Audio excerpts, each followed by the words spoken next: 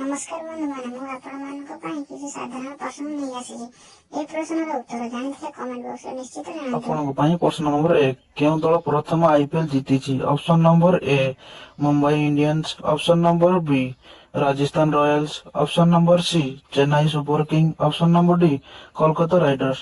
ଏହି ପ୍ରଶ୍ନର ଉତ୍ତରଟି ଜାଣିଲେ କମେଣ୍ଟ ବକ୍ସରେ ନିଶ୍ଚିତ ଜଣାନ୍ତୁ। ଆପଣମାନଙ୍କ ଟାଇମ୍ ଏଠୁ ଷ୍ଟାର୍ଟ।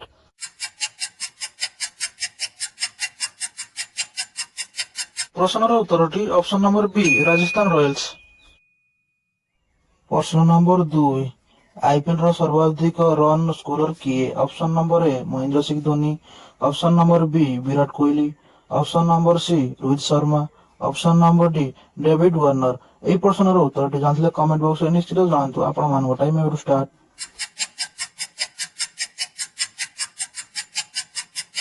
ଏହି ପ୍ରଶ୍ନର ଉତ୍ତରଟି ଅପସନ ନମ୍ବର ବି ବିରାଟ କୋହଲି।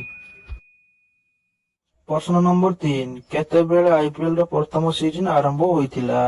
ଅପସନ ନମ୍ବର ଏ 2008, ଅପସନ ନମ୍ବର ବି 2007, option number C 2010, option number D 2003। ଏହି ପ୍ରଶ୍ନର ଉତ୍ତରଟି ଜାଣିଲେ କମେଣ୍ଟ ବକ୍ସରେ ନିଶ୍ଚିତ ଜଣାନ୍ତୁ। ଆପଣମାନଙ୍କ ଟାଇମ୍ ଏବେଠାରୁ ଷ୍ଟାର୍ଟ।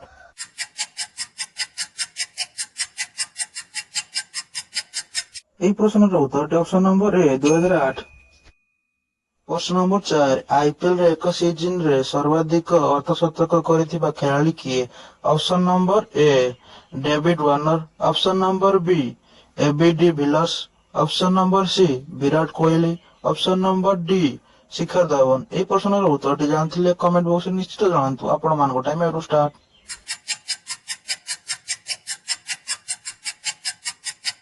ଏହି ପ୍ରଶ୍ନର ଉତ୍ତରଟି option number A David Warner. ପ୍ରଶ୍ନ ନମ୍ବର 5 ହ୍ୱାଇଟ୍ ବଲ୍ ନିୟମ କେବେ ପ୍ରଚଳିତ ହେଲା? Option number A 1810, option number B 1927, option number C 1928, option number D 1948। ଏହି ପ୍ରଶ୍ନର ଉତ୍ତରଟି ଜାଣିଥିଲେ କମେଣ୍ଟ ବକ୍ସରେ ନିଶ୍ଚିତ ଜଣାନ୍ତୁ। ଆପଣମାନଙ୍କ ଟାଇମ୍ ଏବେଠୁ ଷ୍ଟାର୍ଟ।